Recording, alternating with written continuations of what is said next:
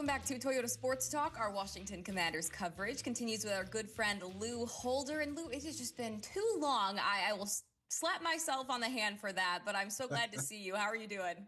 I'm doing good. And yourself? Doing Happy great. holidays to you. Yes, happy holidays. I hope you had a wonderful Thanksgiving. I know you spent some of the weekend, obviously, at Northwest Stadium, taking in yet another Commanders loss. But I will say this one was perhaps a little bit more interesting. However, we do know our Commanders fall to the Denver Broncos. They moved to 3-9 on the season. Again, I know you were there. I know you were probably on the edge of your seat in that press box. In the days that followed, we know Quinn praised the team's performance. We can say that, although, no moral victories with this squad. But there has been this talk of, we lost the game, but we're not lost anymore. I'm curious, what is your take on the game and just this kind of overall vibe right now with this team this week? So I agree with all the sentiments. I mean, that was a team that's not playing for much right now, but pride against a team that could be in the Super Bowl. And they took them to the brink, Natalie. If you get past the demoralizing way the game ended, there were a lot of positives there. At the top of the list for me was that offensive line. I mean, that unit is Josh Connerly is figuring things out, and the way Marcus Mariota played, that's all predicated on that offensive line. The way Chris Rodriguez, who, by the way, Natalie, it's about time that we stop hiding Chris Rodriguez. He can run the ball, and they need to give him the ball multiple times. And you can see, no disrespect to Joe Witt Jr., you can see just the change when your boss is now calling the plays. I think everybody's kind of like stepped it up a little bit. And 2 games that he's called plays, they look a lot more competent as a defense. But I have to say that there was a lot of fight in that team, and that's something to look forward to when you see Minnesota and New York. I mean, these are winnable games, but you got to play the games. They're professional football players too, and the Commanders' record, it is what it is. But that's what I saw. I agree with all the sentiments. I caught up with Tony Dungy after the game. He was doing it for Sunday Night Football, and he said the same thing. A lot different from when he was here a few weeks back, and they were playing the Seattle Seahawks, and they looked horrible. On all levels, they looked horrible, and Jaden got hurt. And I can't see them not fighting hard the rest of the season. You still got the Eagles twice.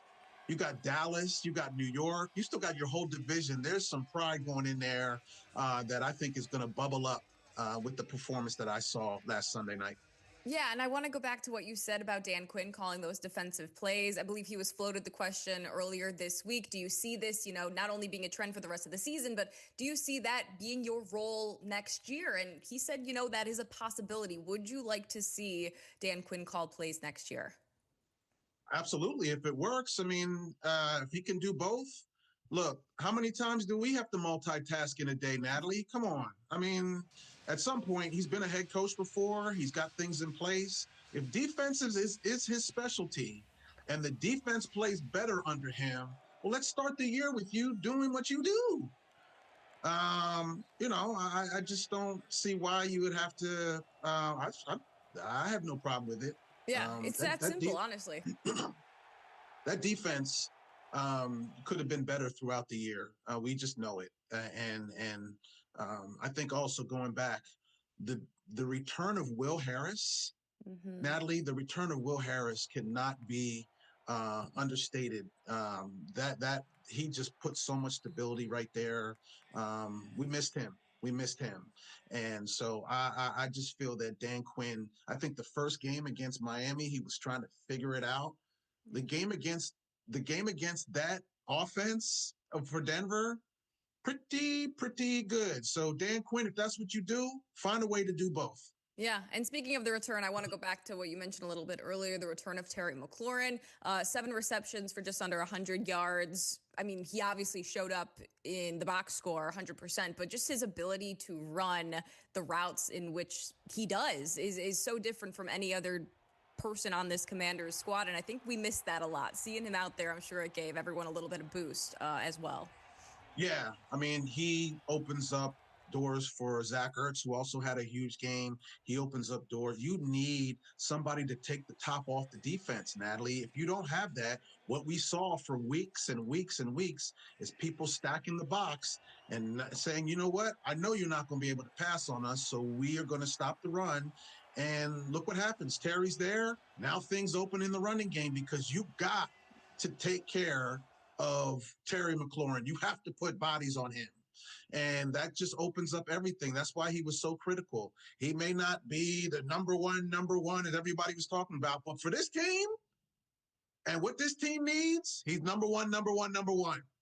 And him not being healthy and all the contract stuff, everybody's going to say when you look back over the season, that was the thing that was got this season off to a rocky start and everything like that. But you can see this offense is totally different when he is on the field. So, yep, he opens up the door for a lot of things. Yeah. And if he can stay healthy, this could be an interesting couple of games because the defense now can't say, we're just going to stack the box. Somebody's going to have to put a body on Terry McLaurin and maybe two because he's hungry. Yeah. Well, before we switch gears to a different type of football, I want to wrap things up with Commanders, what do you want to see not only this week coming up, heading to Minnesota to take on the Vikings? What do you want to see from the rest of the season in order to give yourself a little bit of hope that next year will be very different? What I saw Sunday night, fight. Yep. What I saw Sunday night. I mean, Marcus Mariota can play the game. I think that was one of the great things that they did is bring him back. He's a very competent backup quarterback. I don't want to see Jaden Daniels until he is 100% healthy. And even then, I don't want to see him get hurt again. So Marcus Mariota, I mean, they dropped him. Cliff Kingsbury dropped him back 50 times. If you can control the offensive line and the defensive lines of a football game, you are going to be in football games.